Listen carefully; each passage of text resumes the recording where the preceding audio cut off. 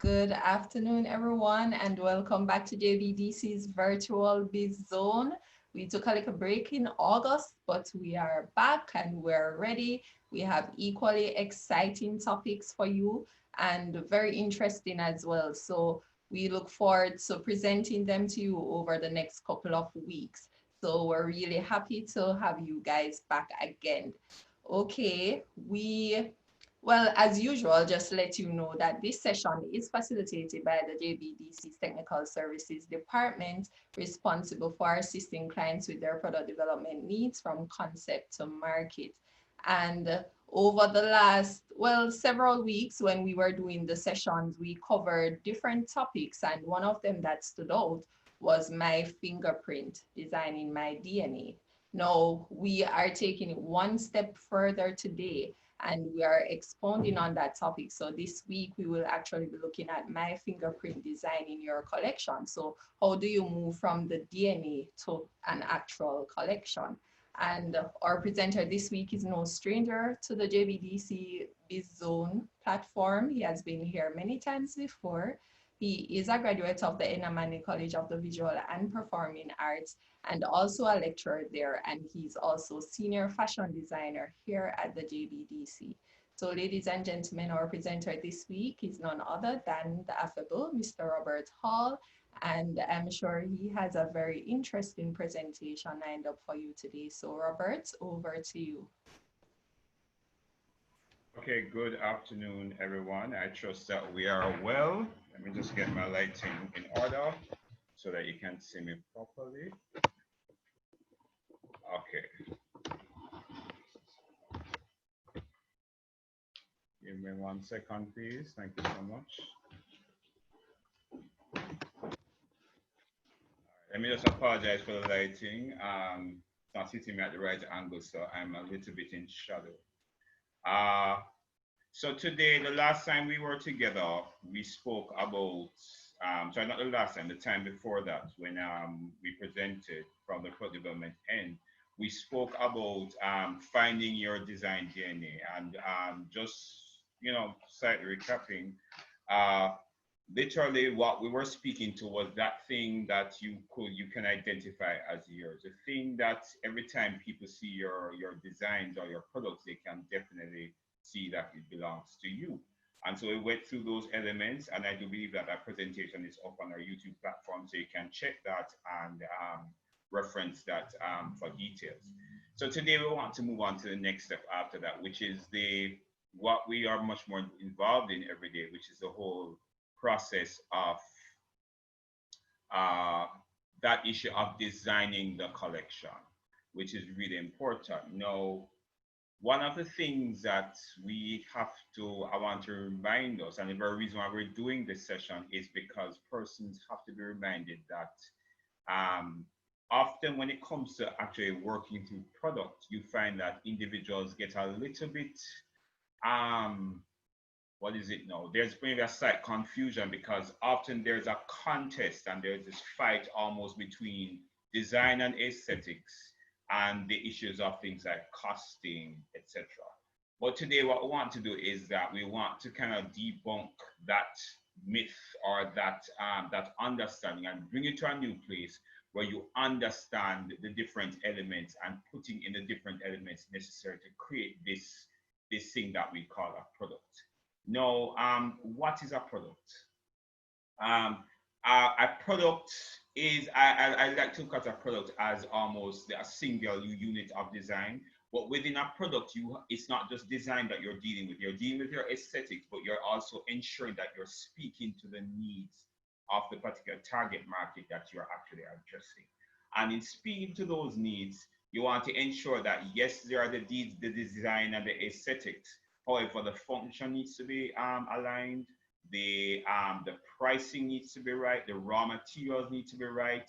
And you're literally balancing a number of different elements to ensure now that this particular item comes out of a place that it will speak to the particular grouping that you want to hit. Let me just share my screen and we're going to start looking through, working through this concept today.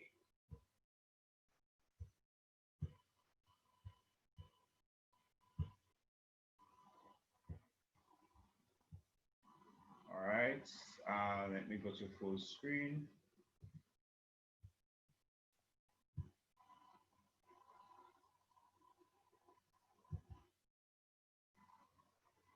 All right, so here we are. All right, so we're speaking about designing the collection. Now, great product comes from the process of planning, designing to meet the needs of my chosen audience. Personal talent, interests, and ideas need process to allow the manifestation of great product. The recommended steps help to maximize the idea. We want to normalize subjecting the idea to process. A single great idea can manifest in a variety of ways, depending on how it is treated. Now, I know oftentimes when it comes to design, people think that it's this thing that people don't understand, and some people think you have to go off and, you have to get inspired. And yes, we know there's that intangible of being inspired, becoming excited about something. Yes, along with that, some people think that you have to do more than that. Some people need to go off and smoke some weed. Some people need to go off in a particular location, etc. And different people have their nuances. But it is a lot less mystical, and it can be a lot more predictable. And some of the elements we want to bring in is that process that allows you to come up with great design ideas.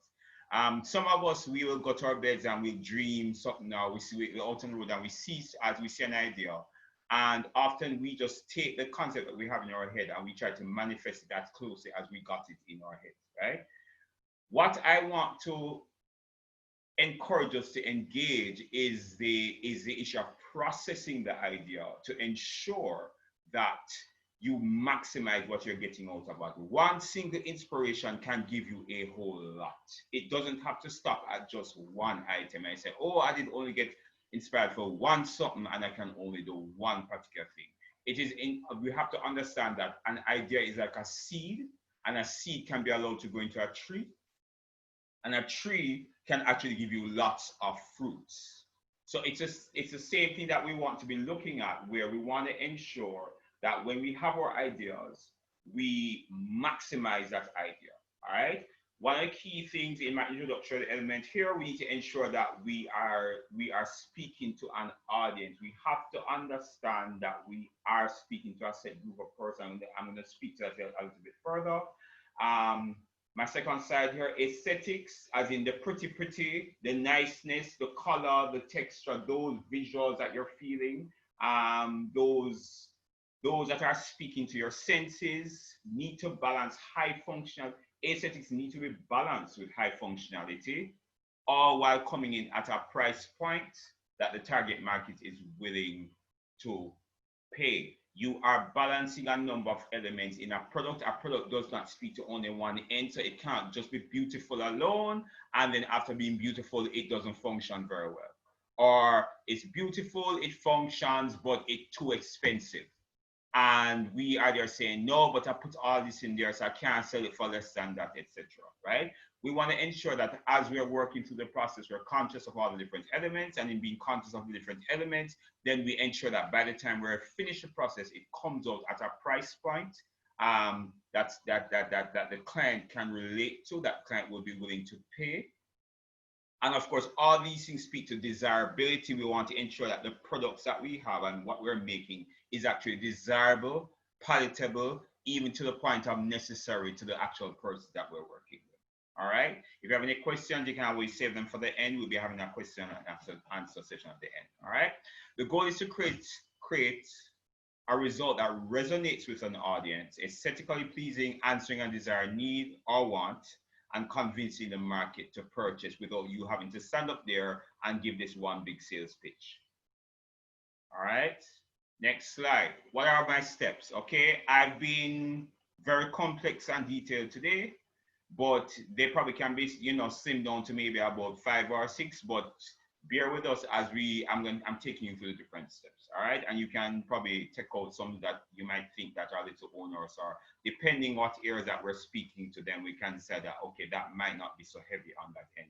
But when you hear the information for each of the points, then you can decide what works for what it is that you're doing. All right. So 1, research your market. 2, describe the market and describe the product. 3, market research again, but this is retail. Theme the collection, create your mood board, develop shapes and silhouettes, evaluate making resources, explore your raw materials, design collection, and this is a continuation of what was before. So after you explore your materials, you'll be going back to design again. You're going to start working on your branding, your costing.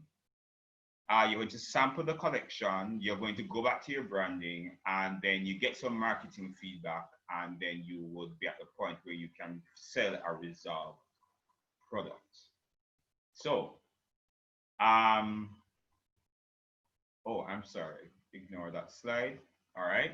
So let's now begin to break down each of the different points. The first thing is to research your market, and you want to determine your target audience. The beginning of a product is often at the point of personal interest, and I definitely encourage that what you get involved in terms of making the product, in terms of doing this process, is something that you have some affinity, some connection, some kind of interest to. Okay? So whether it is that you studied it or you've been making it or you like these things, and it's not just a cursory like, but it's a very, consistent interest, deep interest, I'd say definitely connect to this.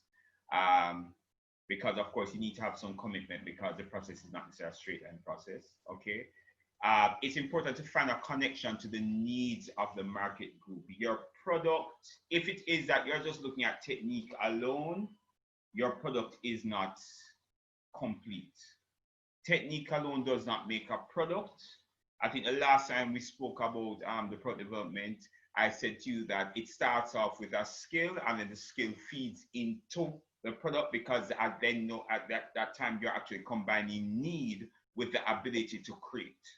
All right. So you want to find a connection to the needs of a market group. All right. And this is really important, because this is going to speak to the sustainability of the business relationship that you're building with your client group thereafter, right? If it is that you have not found that needs issue, then as I said, we're just at the point of just making things just to say that, oh, my name is Robert Hall and I can draw, so I'm just going to draw, but then it's not speaking to any needs of who it is that my client group is, all right? Find out what people want and need in relation to the thing that you're interested in, and then it's going to start to give you viable directions in which to develop the product. So when you start talking to people around you, when you start visiting the places that your products or your related products are, when you start doing your research, you're going to start to see some viable options of what could work, what could happen. All right. So how do we do this? We use environmental clues. We listen to what people are saying. We do store visits. All right. You basically find where your item is, other people make your item, or an item related to or nearest to, that you can find some point of relationship. All right. And as the information comes back to you, you want to balance that interest and availability of skills with the market needs. All right. You want to begin to edit and focus that ideation process that is happening. And don't be afraid to write. Don't be afraid to work through that process, even with notes, if you're that kind of a person. But make some kind of jottings, or where you can make voice notes on your phone or something. Make sure that you're recording as you go along, so that you can refer back to it even as you go through your editing process. Because the collection of information as in research, the analyzing of information, and the editing is a standard part of that product development process. Right? And having gone through that, you want to basically decide on what is my direction. So take, for example, I'm into bags. So I really like bags. I've always loved bags. And I realized that I start talking to people, I realized that, boy, people have a need for a bag to carry their, they always have little things in the car. They probably want some cases to actually put that in, that they can put a lot of these things that are just flying around the car. What if it is that I found out that, boy, a lot of women, they just have these shoes, and they love to have like some shoe bags or a device that can actually hold all the different shoes that they have neatly and not necessarily exposed to the public. And so with the research and talking to people, then I start realizing that, oh, there are options. And then I might decide, you know what? I want to develop a shoe bag for professional women, because I find that professional women have a lot of shoes in their car. Or I might decide that, oh, I want to develop a case that allows all the, that you can basically put all your different, car accessories in, for your car. So that's the kind of process that you might be going through in terms of talking to people, doing some research, and then deciding on what is that direction, what is that final idea that you're now going to work on. All right. So having decided on the final idea, the next thing is that you want to describe what the idea is. You want to delineate into universe that it's in. You want to be specific. Okay, so describe the target audience as in who is the person that you're making the product for, what are their needs, what are the wants of this group, how are you going to use the product you are making to answer the needs specifically. So let's go back to the car situation, and we said, professional women, we find that in speaking to a number of them, you might, survey all the ones in your office and a couple of your friends, etc. And you find that, every time you speak to them, they have at least maybe 5 pairs of shoes in the car because based on how their life is, they're probably going somewhere and they have to change and this and that and that, right? Or they, they're rushing out to the house and they say it's much easier to keep the shoe options in the car because, when you're rushing out in the morning, you don't really have time to make the decision, all right? So out of that, you're now, deciding to work on this case, this shoe bag or something of the sort, for these women. So you describe what the idea is, okay? You want to begin to, so of course, I know realize that my target audience is professional women between the ages of X and Y. So again, you go back to your group and find out, okay, you might go to the survey and say, oh, age range between 25 and 35 or 25 and 45 or whatever it is. Okay, so you find out what's the age, what is the primary sex that you're speaking to. It could be both, it could be one. What's the background in terms of education, in terms of, you might look at where do they live, occupation, what do they do, some kind of sketch of their weekly activities. And from that, you're now going to see, you're going to also know, make a little notation of what are their needs and what are their wants. Okay, so you can even drill down at this point and you may find that, oh, they want something that can hold the shoes, but they want it to be covered so that if somebody else comes in the car, they don't realize that it's an actual shoe bag. So they want something exposed. They might want something that is able to hold both heels and flats. They might want something that doesn't squeeze up the shoes because the leather shoes and blah, blah, blah, blah. So again, this is where you can actually get specific. You want to just find out about, you need to understand them. So you even just to find out what are their hobbies, what are their interests, what are their causes. Suppose they're vegans and so they're not really into the leather thing. What if it is that they are, it could be a number of things. But as I said, the more you understand this person that you're making the items for, then the better you can even inscribe some of these things in the product as you're developing it. All right. And then important point now, you want to find out how much. You probably want to make an estimation of maybe what they might get paid for the month. And you might want to get an estimation of more specifically, what are they willing to spend? How much money do they have to probably, are they willing to spend to spend on something like this? All right. So you want to basically make sure you have a very clear sense of who is this potential customer that you're selling to. All right. The next thing to do in your journey, and you're still researching, all right, because you want to give yourself enough information that when you actually start developing the product, you have all of the different cues and clues to feed into this, because this is part of what the customer is going to respond to when they see the item on the shelf or online on your website, etc., or on your Instagram page, and you're detailing all of the features and you have it, on showing use. And that is when you're going to speak to them, and those are things that basically take down your barriers to actually making that final say that say, yes, I definitely want one, or I want two, or that kind of thing. All right. So you want to basically find a retail space that basically speaks to the item that you're speaking of, or where these items are retailed, or where the customer can access these items. All right. You want to observe how do they display merchandise and over presentation of the product.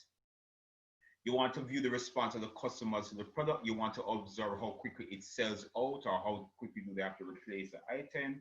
You want to touch and feel, investigate what type of materials these other persons were using, what kind of construction, how did they, was it that, is it that it was glued, is it was that it was bonded, is it that it was sewn, what kind of sewing did they use, what kind of machinery, what kind of thread, what kind of, so literally you want to get a very clear sense of what is there. And I definitely recommend, usually I recommend to my clients that you do this for 5 different locations. So you really get a sense of the area that you plan to exist in, right? Also, these same person that you're going to check out, or these store that you're going to check out, these can also become potential retail spaces. Because with you not understanding what is out there, you can definitely, when you understand what is present, you can also understand what is absent. You can see what the gaps are. And then part of your development plan is how am I going to actually address that? How am I going to allow my product to fill the need that people actually want? Okay, and if you notice, up to now we still haven't started, let's say, drawing, sketching, actually doing the actual physical development work yet. All right. So with that market information that you have, you want to know, probably with all of that information, you probably sometimes you can even reference trend material, general trend information as well. Although I know sometimes in the Caribbean spaces, this might be a challenge. But once you've done that, then you want to anchor the collection with a theme. Okay, so you want to use a theme to just pretty much domicile the idea, just kind of settle the concept as something, give it something to kind of wrap it around. And of course, when you understand the customer, then you might understand, suppose it's females of a certain age and they're into flowers, you might decide that okay, I think flowers can work, so I'm going to use a floral theme, etc. All right. Use market research to guide you, and you can also use established trend publications to assist. Ensure that the trend information that you're getting is relevant to the people that you're speaking to. And this is where I'm speaking to my fashion people, where you may get international information, but there's sometimes when that international information may not necessarily be relevant to the space. So you have to ensure that you are screening that info and you're seeing a relevance to your target audience. All right. So once you've themed it, so you've done your market research, you've found your target audience, you've defined what it is that you're doing, then from the theme, you want to now convert that theme into visuals through what we call mood boards. If you've interacted with JBDC, then this is something that you've heard of before. And a mood board is pretty much a visual essay. What it is visual research that is giving you raw material to actually focus your collection and basically stimulus. In other words, you are basically creating your own inspiration, right? And you're putting that information to the fore. So let me give an example. Some of us, let's say you're doing this thing, you're doing this car thing, and you decide, like, you know what, I'm going to, it's female, so I want it to be nice and flirty and girly and so, even though it's for the car, I want it to have a feminine bent. So I'm going to actually use flowers for the theme. And you know what, I'm into roses. No, instead of just probably dreaming up a rose from your head, or you go on the internet and you just see one picture, one rose, and you take the one picture and say, okay, this is rose I'm going to use. I am now going to create a mood board. And usually when you say board, it's a series of boards because you don't want to just do one. All right. Because then you might say, okay, I want it to be Jamaican. So you may go and start doing some research and find a Jamaican rose. You may find that there's a Jamaican rose, and let's say the rose, it only comes in colors, in X colors. Excuse me. It might be a rose and it only blooms at a particular time of the year. It's only grown in particular places. It only comes in a particular color range, etc. So all of that which I've verbalized is what you want to put on the mood board in pictures.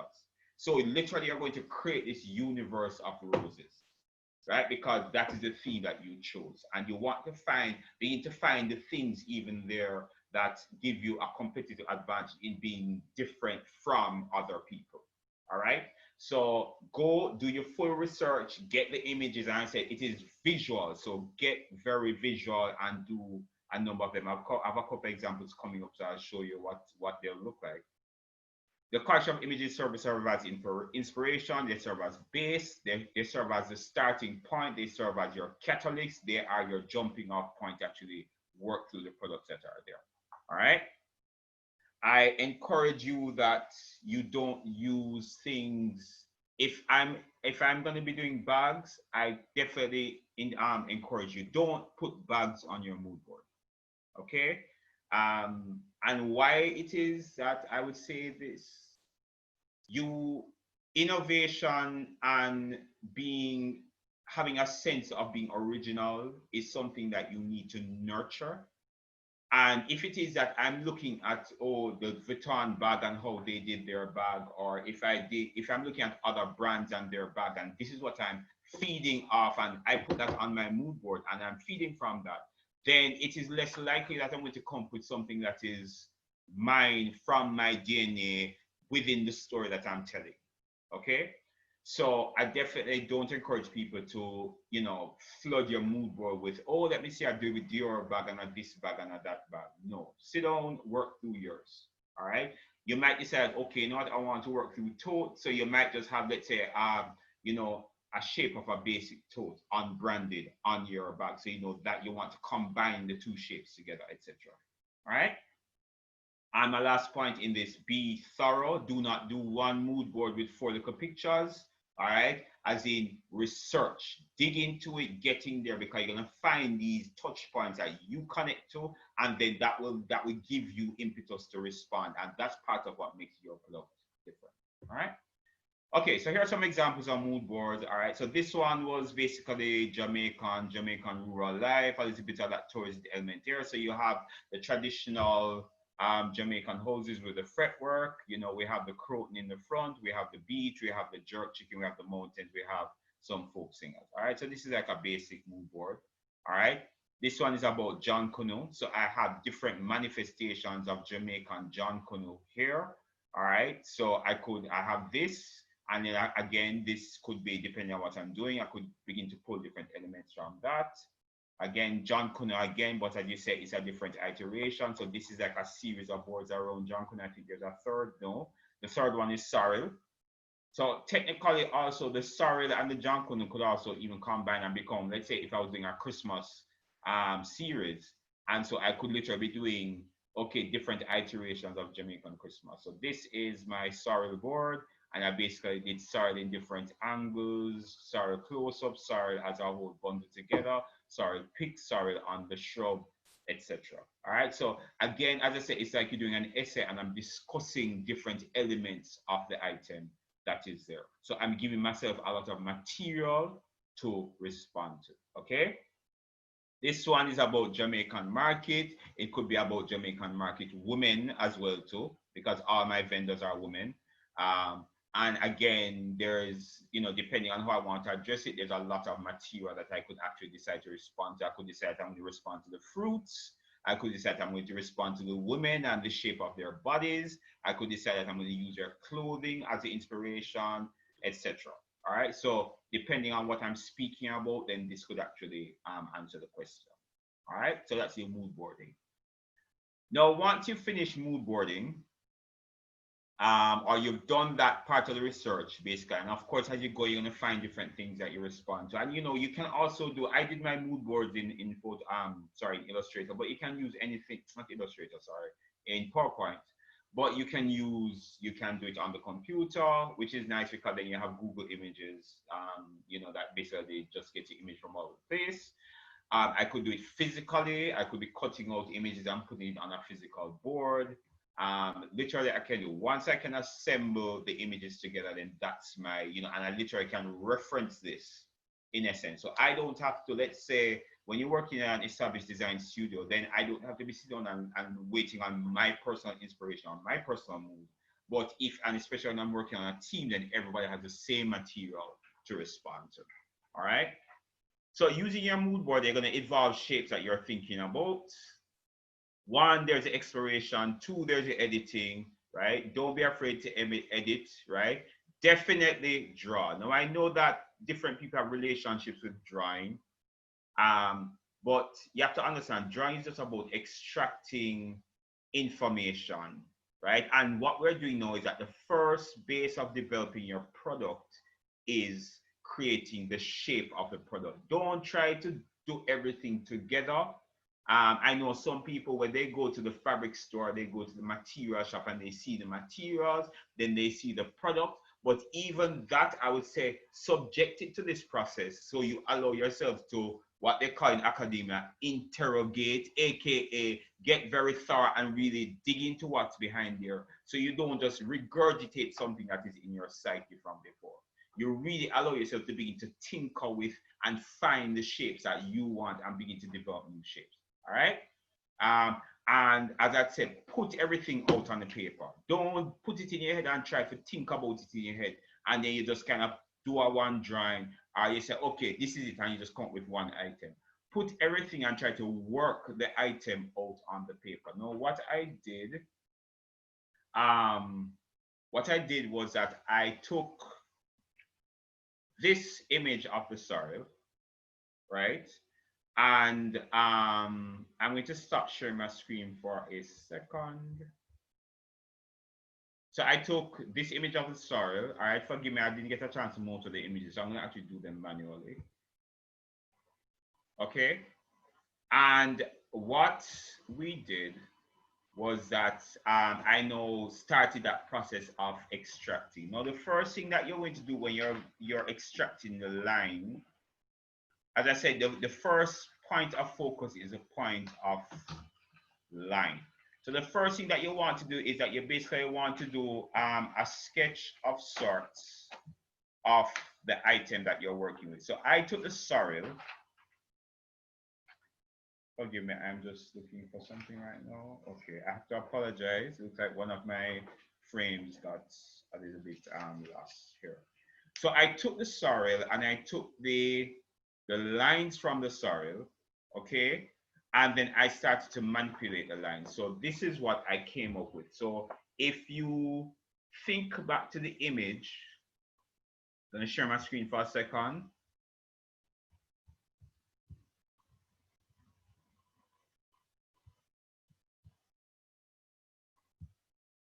Right. So if you think back to the sorrel, now look at the lines in this sorrel that that we have here, this sorrel bud. And if you notice the lines that are there, right? So that is what is there, right? I then took those lines and I just did a basic sketch of it.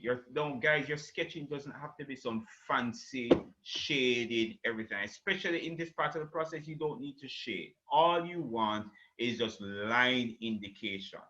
One of the things that you have to remember as well is that you are working in a visual field, and literally what you're doing in this process allows you to convert your worded and your verbal to visual, which is why we convert our theme into image, which is what you see with your mood board.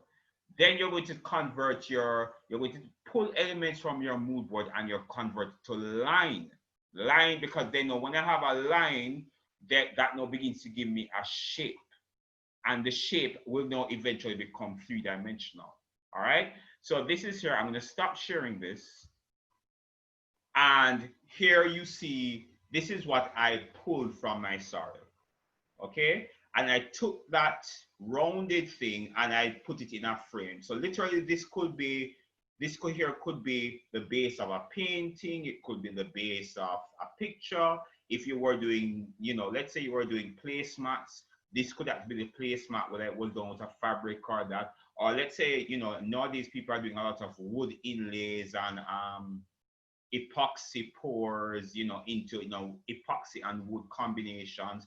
I could definitely use some of these lines as part of that inspiration, or try to use this and do the epoxy and wood combination here. So once I have line and I have shape, and if you notice my lines are closed, so they're clear shapes that I'm literally putting together. Okay, so this came from my sorrel. It doesn't have to look like a sorrel exactly, because remember there's abstraction, which is a standard part, a standard methodology in your design process where the thing does not look exactly like it's not necessarily realistic in full. So I have started to abstract the soil. This came from the soil. And if you look back to the soil, I'm going to share my screen again for a second. You look back to the soil, you see the same rhythm of lines that are going. So even though it don't look like the soil, it kind of can feel like the soil. Okay? All right, good. Let me unshare my screen again. So this was my first base, okay? All right. Let's say I was doing bags, all right? And you, as I say, you can use this for a number of things, right? So I took the same rhythm of lines that I had here, and let's say I was somebody who was doing bags. And I now allowed some of those lines to actually give me my flap on the top of what was there, in essence. And this is shape, okay? So I literally, this is one option. I could literally be exploring 5, 6, 7, 8, 9, 10, 20, how many ever, by just manipulating the lines from my initial sketch, from my initial soil, to actually begin to develop shape. And it sounds basic, but definitely this is part of what leads to the innovation. And as the way I'm doing as well, I'm separating. You don't go in and you have to see the whole dress size, you have to see the whole bag and everything. You're separating each of the elements so that you literally can pay some attention to each of the elements that are there. Okay?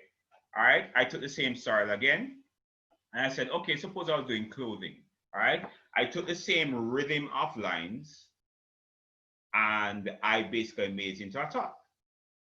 And literally, you could use a lot of the same elements, So this is, you know, everybody do this kind of throwback kaftan thing where you just basically fold the fabric and cut through the top.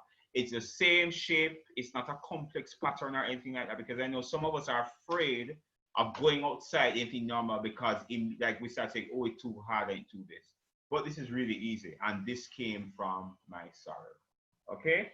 Now, this is basic shape. And once I have my basic shape, no, I literally, as I said, and this is just one iteration, I could be doing, you know, I encourage you to just move from this to the next, and you're basically just doing your variation, just running right along. All right. You can use, I know we all didn't go to school. We all aren't necessarily good at drawing. We didn't all go to, like, you know, art school. So we were drawing for 4 years or anything like that. But don't be ashamed of your drawings. Okay, and you can use a lot of different methods. You can use templates, you can use tracing, you know, you can use all of that. So you don't have to, it doesn't have to be something that's always this big, oh, I can't draw. That's usually the complaint you get from everybody. Don't. Just use what you have and just begin to work. And you're just working with basic lines. You're not trying to be no fantastic big art sketcher in essence. All right. So let me just share my screen again. Let me go back to my elements. So as I said, the first base is the development of your line and your shape. In other words, these are the shapes that I'm thinking about making, but I don't just draw one. I'm going to process them. So you're going to think about doing, you know, 20, 30, how much ever. Right, so those are my John Connell.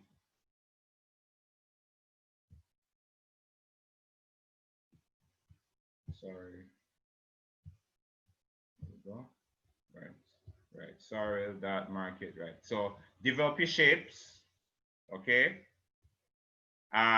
Next one, and I said this is the initial process. Because remember, we did our market research, so we know what our customer needs, we know who our customer is, we know who we're making it for. All right, you're going to theme your mood board, you start developing your shapes, okay, and then you also need to think about what resources that I have available to me. So that is where you make an evaluation of the skills that I have, or the skills that I have available to me, because I also want to encourage persons to not try to do all of the production themselves. All right, you might be able to do the samples, but especially when it comes to doing the larger numbers and batches of things, and get groups of people to work with you. It could be 1, 2, 3 people. So you know that, okay, they are doing all the sewing, or they are sewing up all the straps, or they are doing the, you know, this one is doing the cutting, etc. And you can spend your time really supervising the process to ensure that the the item comes out at the cost that it actually needs to come out at, so you actually make a profit. All right, because I have to remember we're running a business. Okay. Once I have made an evaluation of my production resources, then I'm going to go and begin to locate my raw materials, see what my raw material options are. All right, so whether it is you're going to go to the fabric store, whether you're going to go to the hardware store, whether you're going to go to the wood shop, whether you're going to whatever it is, go and now begin to collect samples of the raw materials that you're thinking about. Now remember, you would have done sketches, so you're literally putting on a basic direction on the paper. You have a mood board that gives you some sense of colors, etc.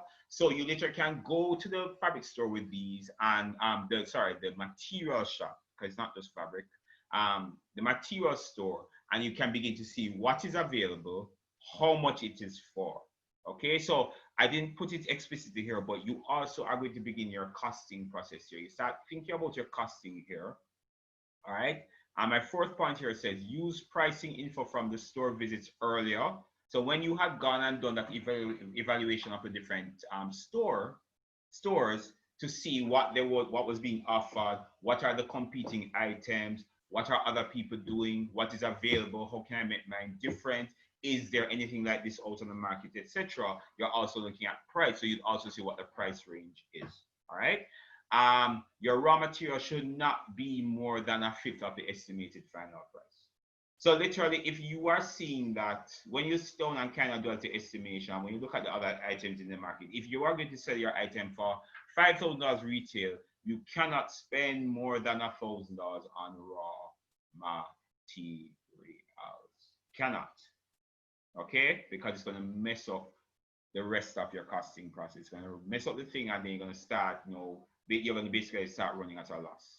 All right, so you cannot be spending more than a fifth, and even less if you can. Depending what it is, it might even be half of that, but that's another conversation. All right. So you're gonna go to the space. You have your images, so you kind of know what you're thinking about. So you want to leave your raw material exploration with at least 3 to 5 combination of colors and materials in essence. So you have to leave with options, right? And then let's say you're going to see what the prices are. So take for example, if I know that I'm going to need 1.5 yards of fabric for argument's sake, and I can't spend more than $1,000, and the fabric cost, let's say the fabric cost, I can get the fabric at $500 per yard. So basically I say, all right, you know what, I'm gonna go with that price because then my fabric is going to be $750. My thread might cost me, the thread contribution might be, let's say $10, from a roll, because I'm going to do a lot from the roll, and I might have some buttons in there. So maybe at the end of the day, my raw material cost might actually be maybe like $850, $900.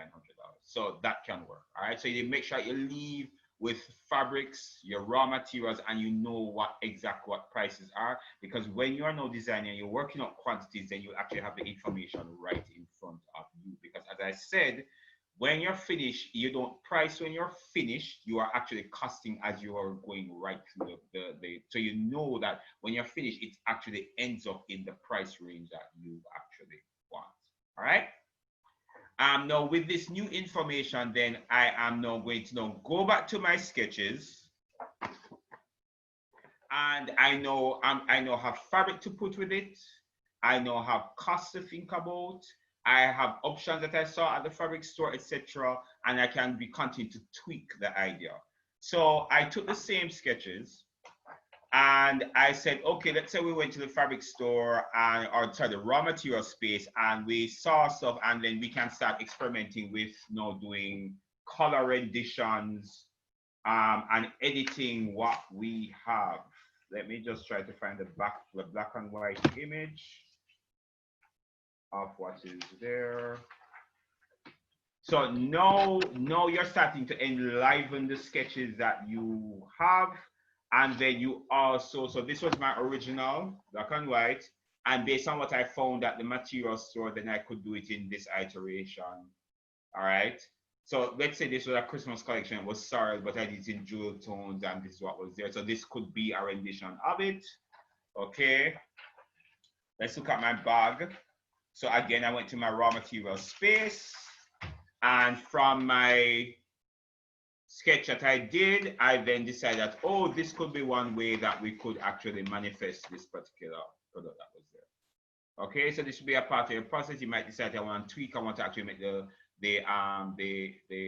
front lap longer. You know, I could decide, oh, you know what, I want the body in a bright color, and then we actually have the top in black or whatever.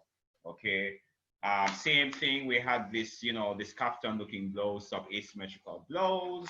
And then know based on what we found at the fabric store, we say, oh, it might look good like this. All right. And then so you would know with the new information, you are now balancing color, texture, refining the shape, refining the silhouettes, etc.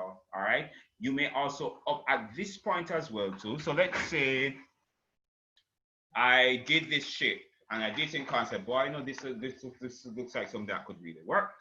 And as a result of that, I decided, you know what, let me speak to the people who I'm planning to actually do the cut and sew for me. And I'm going to show it to them and have a discussion with them. And we probably just did a mock version of this, of the basic shape, because we say it's a nice new shape. We think it can work for different size women. We think it will really work. And so we said, all right, let's test out the shape. All right, so you begin to test that out to see what the volume looks like off paper. So you move from 2D to 3D, okay? And you're also checking to see how much would they actually be charging you to actually do something like that. So you can't say, oh, let's say they say, boy, all right, if we get cut pieces, we can do it for $750. So you say, all right, that sounds sensible because it's still way below my $5,000 bag. All right, so have a conversation with your makers, ensure that the functional qualities of the item is is sorted out. So for example, I do this on paper, so I'm going to ensure that the arms in terms of the sleeves work. I'm going to ensure that this is long enough so it don't show her belly when she put the far hand up if it's that type of an outfit. Or let's say if I was doing it shorter for, let's say, a younger crowd, I might say, oh, and they want that kind of quote unquote sexiness, then I'm going to ensure that the whole thing works as an item. So it's not that just that it looks good aesthetically, but we're going to ensure that it works in terms of it functions very, very, very, very well. All right. So I'm going to do those tweaks and sketches. All right. I'm going to look at, let's say, my bag. I want to ensure that the snaps, what kind of snaps am I going to use? What kind of closures am I going to use? Is that I need to do pockets on the inside? Do I need to put on a side pocket on the side of the bag? Is that I need to do a different strap, an adjustable strap, etc. This is now that phase of the collection where you're now making sure that your function and your visuals are actually working together to actually create desirability, as well as ensuring that I'm not putting too much in there that is going to be too expensive. So I'm also speaking to my makers at the same time. All right. So I'm finalizing my collection. All right. I also begin my branding process. So I can say, okay, what's my label going to look like? Is this going to be a special line of products? And remember, when you do a collection, we suggest that you don't do one, do a group of items. It actually merchandises better when it's in the store. So I may actually begin to develop my branding elements from that. All right. What do my hang tags? So I start the conversation with the graphic designer at this point. Okay. Once I've now worked out what I have my final set of drawings, I've been speaking to my makers, I know what my costs are. So now it's time to work out what the final cost is of the item and then what my final projected price is going to be. All right.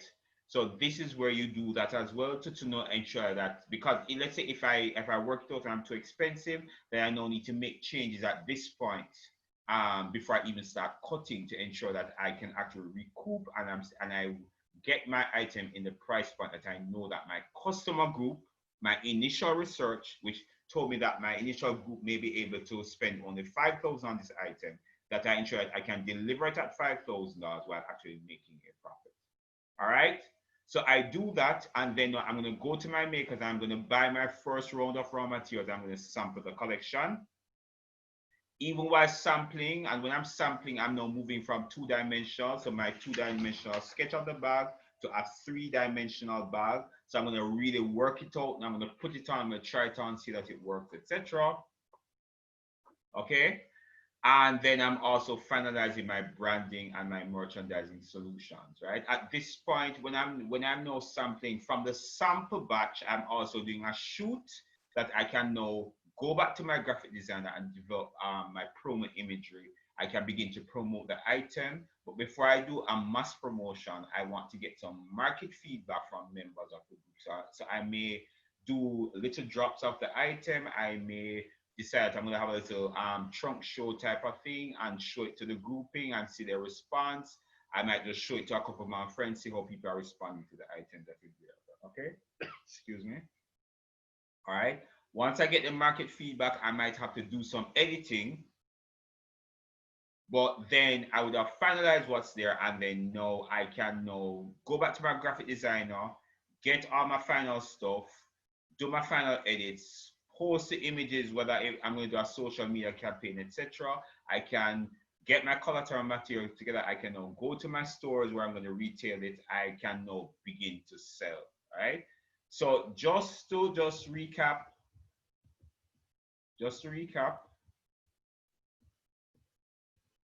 So one, I'm going to research my market. Okay, I'm going to describe my product specifically, describe the solution I'm going to come up with. All right, I'm going to describe my target audience as well too. Okay, I'm going to do some market research, retail.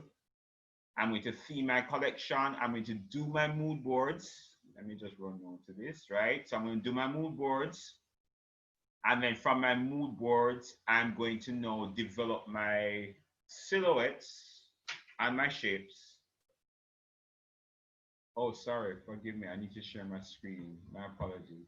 Oh, I'm sharing. Oh, sorry. Right. So I'm going to theme my collection. I'm going to do my mood boards. Back up. So I'm going to describe, delineate. I'm going to be specific. I'm going to do my market research at retail. I'm going to theme my collection. I'm going to do my mood boards. I'm going to develop my shapes and silhouettes.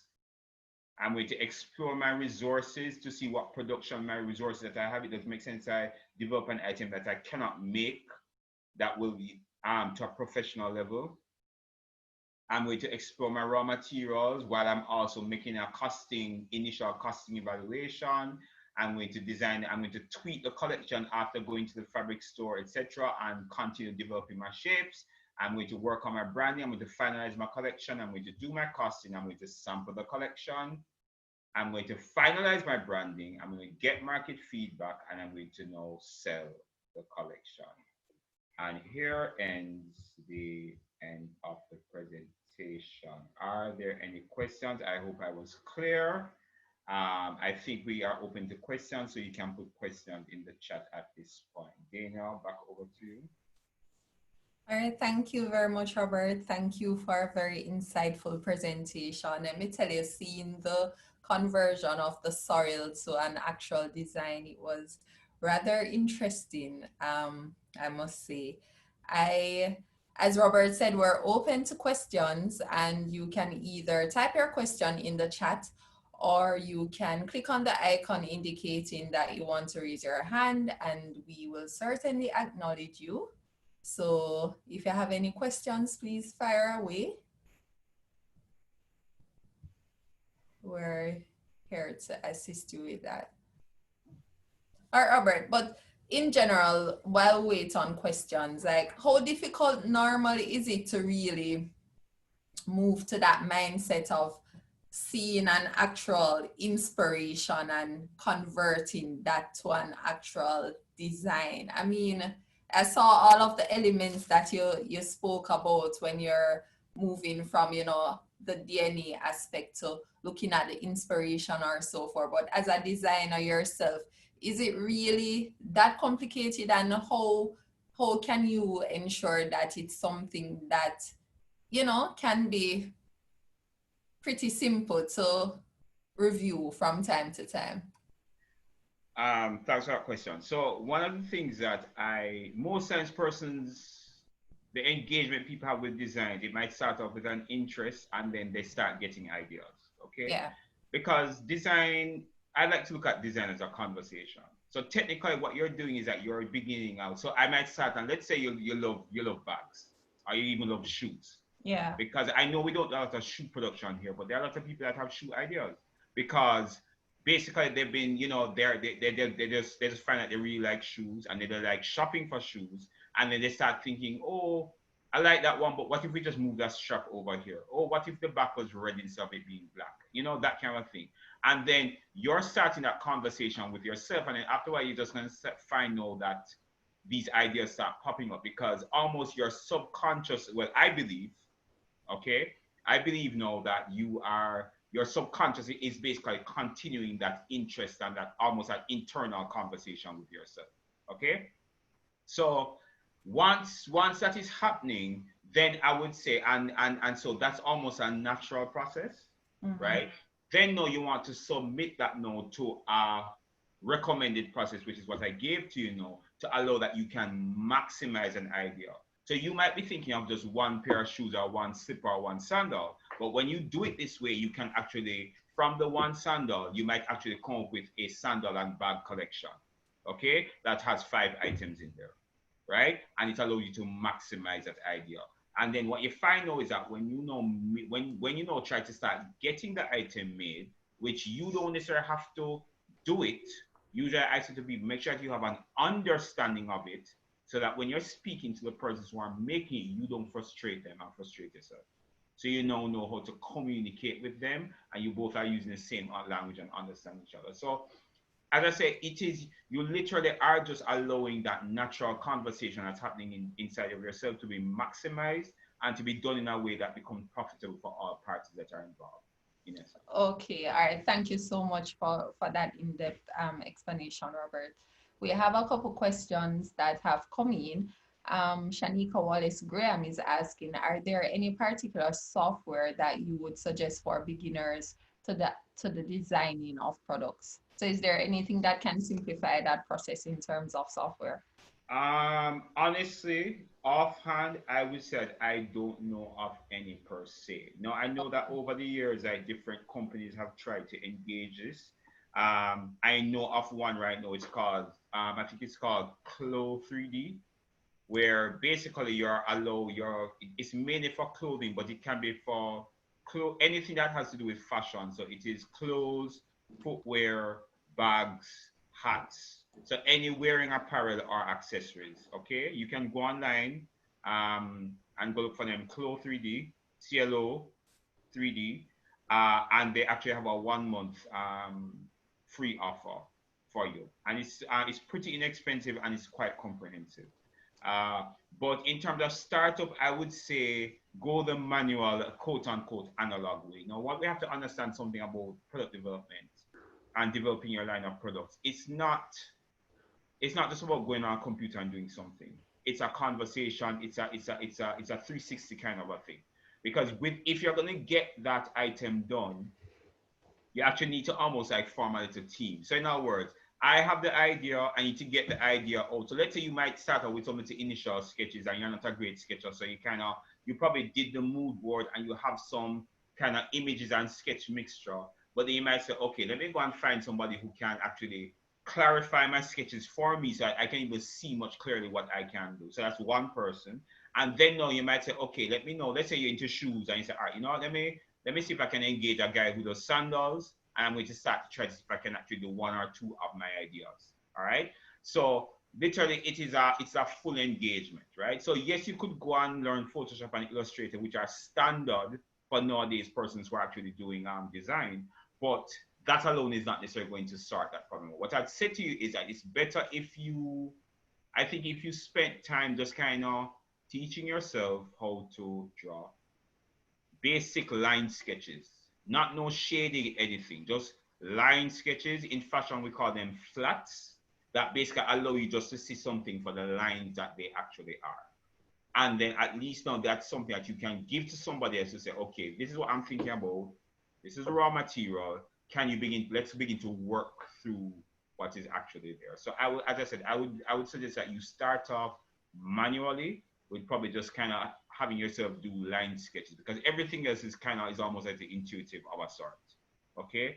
That no, because once you can communicate with the sketch, it's much easier for you to actually communicate with the persons that you're gonna have to work with. Okay, all right. Thanks much, Robert, because that's part of the thing. I looked on it and I said, oh my God, you are so great with doing your drawings and sketches and so forth. But doing that translation as easy as you made it is not necessarily as easy for somebody else that may be looking at it. Right, So right. I'm happy that you brought up those points. I was actually looking at a video yesterday, and the person's advice was find your interest, and you don't have to have all of the areas covered, but Exactly. find somebody to do the rest. So Exactly. I kind of found that very interesting, and it kind of hit back to me when you were saying that a while ago. So you don't have to have all the bases No. covered. You can actually find other persons in the areas that you may be weak in to help you to get to that point. Sorry, just to add to that, we have to remember being a getting product out doesn't mean that you have to be the one who produces all the pieces. Right. You are not trying to prove that you are the best artist or the best designer. You're trying to get a product out on the market. And whenever you're doing that, it's a team sport, it's not a one-man show, right? Okay. If you spend time trying to be the designer, then you don't have any time to do anything, literally, right? You have to, you are like the team builder. So you are the one who is overseeing the team to ensure that at the end of the day, we get the product that we want to get out. Yeah, very true, Robert. All right, Yolanda V is asking, could you please go into a reasonable quantity and monetary investment for samples? And also, how do you make the move from boutique to wholesale and still make a profit? All right. So in terms of sampling, she said what going to a reasonable quantity and monetary investment for samples. Yeah, It depends on the area that you're working with. Now, if you notice in my process, when you got to the issue, the space of going to the fabric store, no, even before that, when you were doing your research early in the process, right? I basically said that one, you need to find out what the customer is willing to pay. And two, you're going to do some research in other retail locations to see what the item is selling for, what comparable items are selling for. That will know. In other words, if you go there and you see this, so let's go to the bag that we spoke about. The bag, let's say this accessory bag for your car. All right. So when you went out there, you found something slightly similar, and it was for, let's say it was for 4,500. You go somewhere else and they said, boy, they had like a premium version for $7,000. Okay. You go somewhere else and you saw somebody else that had it for $6,000, right? So you now know that you see that one, the bag can work. It's something that looks viable. Two, you now know that the premium version is seven, the mid range seems to be probably 6 or 5 or something like that, and the low end is probably like around 3, 5, 4. You now have a range within which to hit for your product. You can't go out there in the market with this item for 10 grand and expect everybody just to come and swallow it up. All right. So as I said, it depends on which area that you're working with. Because then again, if you're doing clothing, if you're doing swimsuits, it's going to be different. If you're doing suits, it's going to be different. It depends on which end of the market that you're working. So the initial research is very important. You want to get to know your customer, as in what they want and what they need. And you also want to know what are the comparable items out there, because it's the same market that you're selling to. So you have to know, how am I going to position that item in that market? So you're going to find for some, it might be a low entry. Some, it might be a high level entry. Okay. I would say just start where you are at, do your research, and then based on your research, find what we call down here your minimum viable product, and see if you can go out there with that in essence. So don't think about the amount of money. As I said, start with the idea, work through the idea, and then find almost the version one of that to put out there in essence, right? The next thing is, how do you move from boutique to wholesale and still make a profit? If you right. are selling if you are selling outside of your, in other words, if you are retailing, aka once you're selling an item and you're moving from doing custom made single items, you are going to have to confront the issue of costing and pricing and retail, etc. Retail and wholesale versus retail. Okay.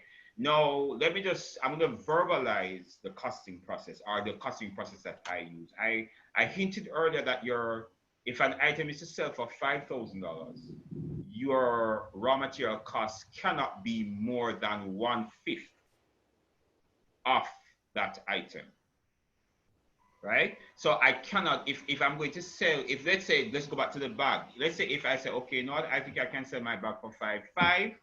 I cannot spend more than $1,100 on the raw materials for that, or else I'm beginning to get in trouble. Okay? My easy breakdown, just a easy breakdown I usually do is one. So the $5,000, I'm gonna divide it into 5 sections. So I have 5 sections of $1,000. Okay. One thousand will be raw materials. 1,000 is going to be dedicated to making. All right, making. The other $1,000 is going to cover things like, it's going to make a contribution to light, water, etc. Those kind of overheads, and then I'm left with the other $2,000 as profit. Okay, so that's a very basic methodology. Okay, so basically you'll be using a ratio of fifths to actually get to your costing, right? If I am looking at retail, really and truly, I should take the item that I'm seeing out there and I should actually divide that item in two, because in Jamaica, most of the times the markup of the item is 100%. Okay? Because what you always have to decide, you have to work out what was the wholesale price that the store got it at. All right? So let's say we're using the 100% rule. So if I sit out there for $5,000, or let's use $6,000, then the store bought that $3,000. You with me? Then I take the $3,000 and divide by 5, which would now mean that I can't spend more than $600 on raw materials. I'm using $600 to pay for construction of the item, as in the sewing of the item. Okay, I'm using $600 to contribute to light, water, overheads, etc. And the other $600 are going to be my wholesale profits. Okay, right?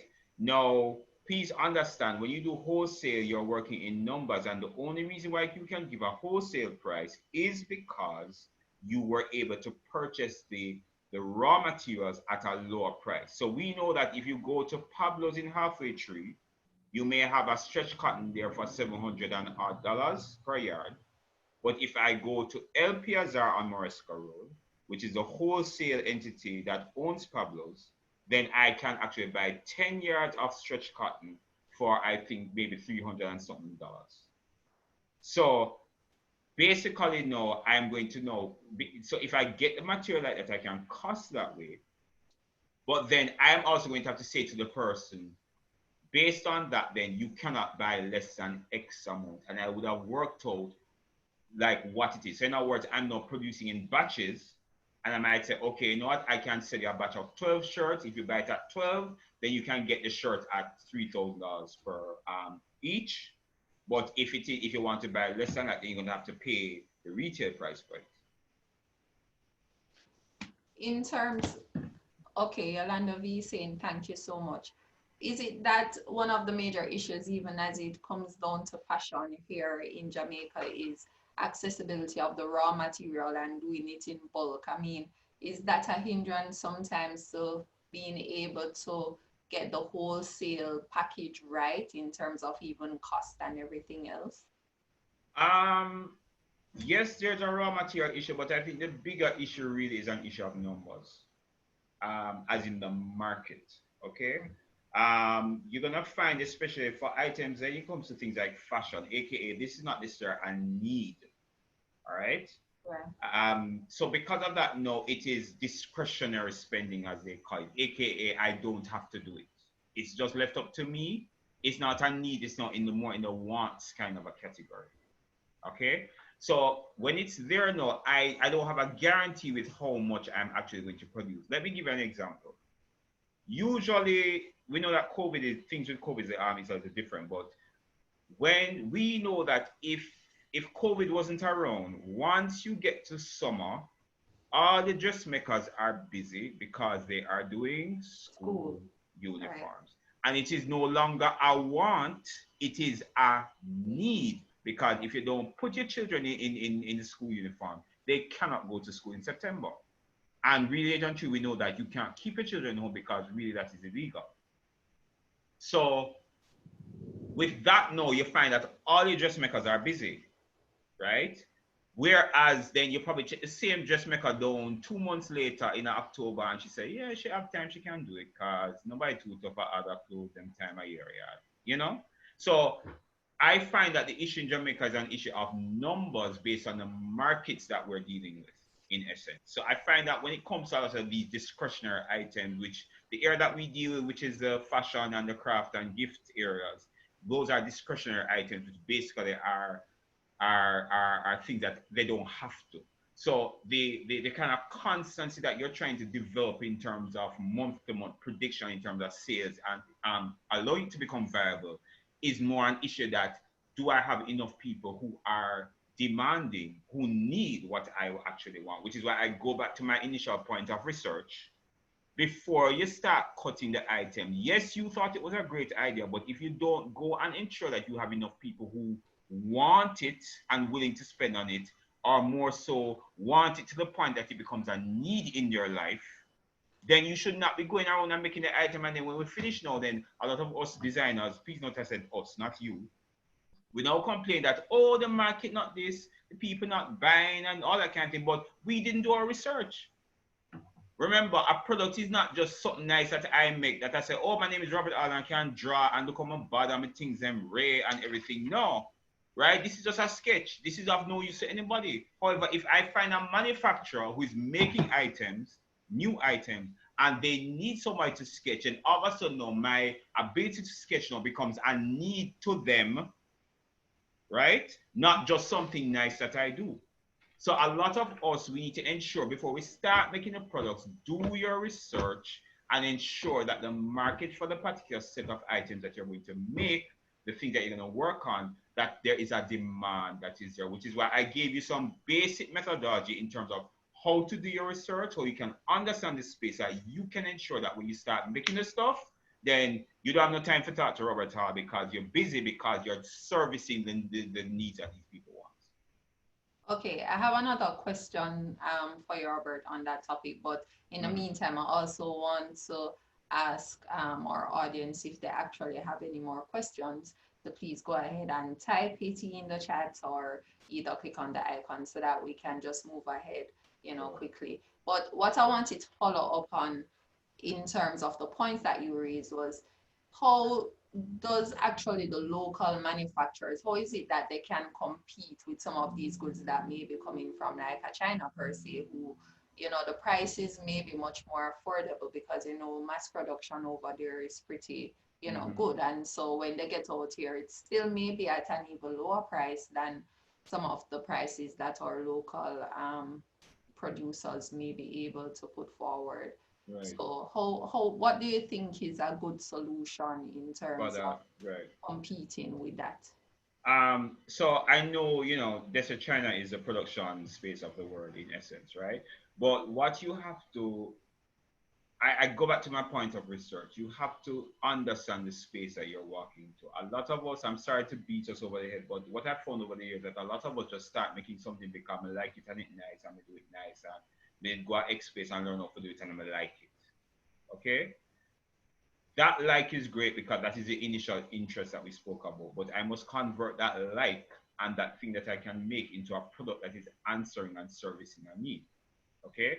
Now, I also need to do my research, ensure now that if I find that when I walk into the space and, oh, guess what, t-shirts, but I now realize that the person who is competing with t-shirts is bringing it from X place, it is at X price, and I can never produce it for that particular thing because even just to buy the raw material for the t-shirt, it now ends up at price X, which is way above what it is that is sold here. Okay, fine.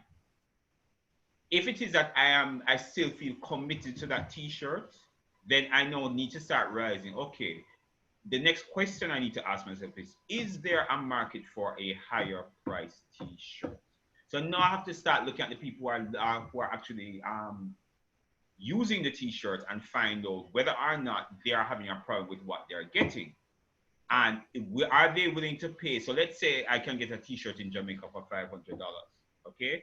Is it that they're willing to pay for a t-shirt that is $2,000? That's a blank t-shirt.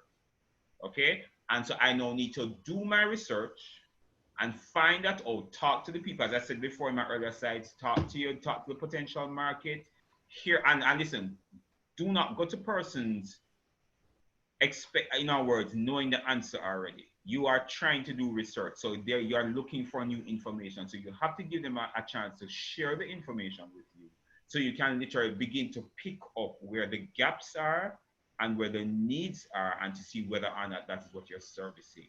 A product, as I said, a product is not one way. It's not just aesthetics. It's not just skills. It's not just cost. It's not just an apparel item. It is answering the need of a consumer. So my answer, the reason why China, the quote unquote, the China stuff is going to work in Jamaica is because it is servicing a particular need. Okay? I now need to find the gap that my things are going to actually fit into. Some of us need to move out of the market. Some of us are pitching our items too low, and we're basically blaming the people why they are not buying it when we have not positioned that item properly. Okay, so what I'm hearing jumping out as well is that you need a unique selling point. That Amen. what makes your product or your brand stand out above Definitely. others, even though something may be more affordable. Or so what is it that I'm offering why customers would really want to go for this product as opposed to other products that may be on the market. So Chloe C. Corbett Jackson has said, Mr. Hall, that answer is very complete and realistic. I'm glad. Thank you. Right. So are there any more questions for Robert? But in the interim, Robert, I really want to thank you for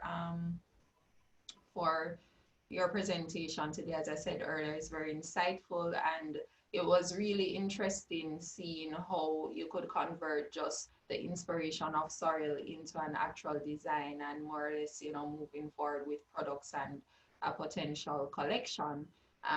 Do you want to highlight any of the services that persons may be able to access through the fashion unit, product development?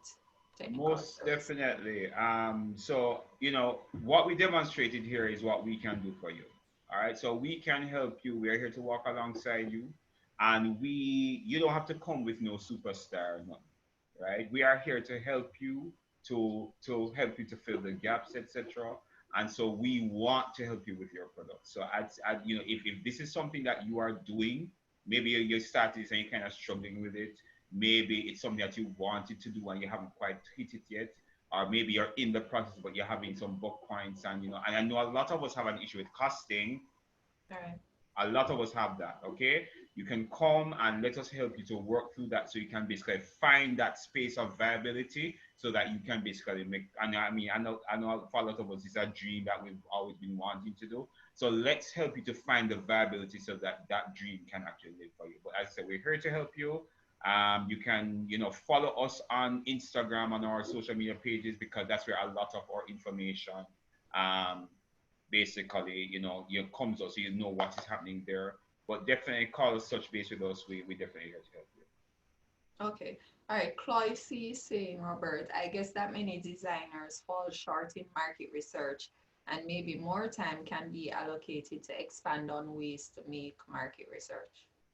Yeah, I guess that's something that we can look at and see if we probably can maybe combine with things Jamaica or so, and kind of go in depth in terms of doing, getting the initial market information sorted so that you know how to position it.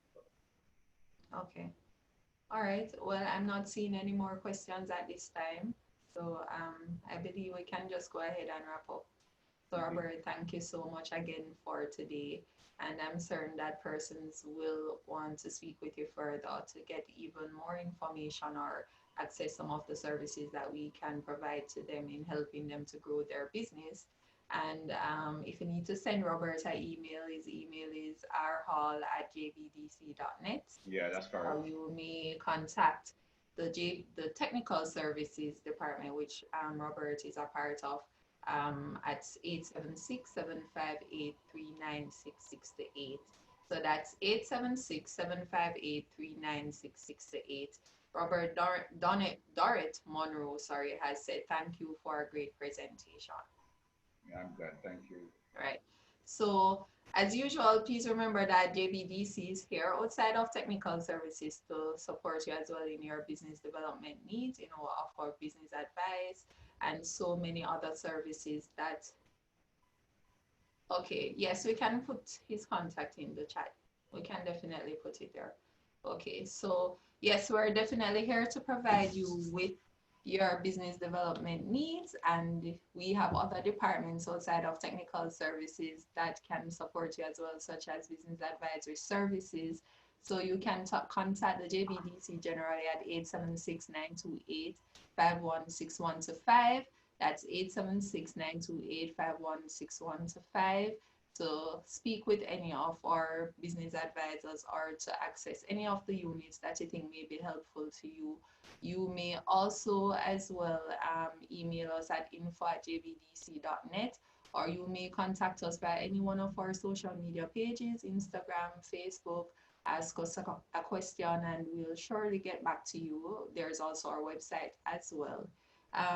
Yes, this webinar is being recorded, and all our previous webinars are accessible on our YouTube page, JBDC Jamaica. So you can go to our page, visit it, like it, subscribe to our page, click on the notification bell so that you will get alerts as to when there is new content. And of course, it's not just content based on JBDC Virtual Biz Zones. We have so much other areas that we have covered, including JBDC's entrepreneurial talks and so much other content, right? That's on our page right now. So please go ahead and visit over there and check out the previous presentation to this, as Robert alluded to earlier, my design DNA. DNA, yes. Right. So please go ahead and visit and check out some of those presentations that you may have missed. Also, next week, we will be looking at design thinking. You notice that the design element is coming out a lot in our areas or in our sessions. And that's because everything starts from a design, really. You know, it sounds complicated, but when you really think about it, a design really sets the stage as to how you will move forward. And design thinking one was really interesting, and we got to see how that is utilized in our average day-to-day activities and how people utilize that to keep their business afloat. And that's necessary definitely in a time like this as we deal with COVID. So, I mean, join us next week so that, you will be a part of that, and you certainly won't miss out on what should be excellent content as well. So A. Mackenzie Robert is saying thank you for a wonderful presentation. Right. So thank you very much. And we look forward to seeing you again next week. And please take care of yourselves and be safe while we try to navigate this COVID season.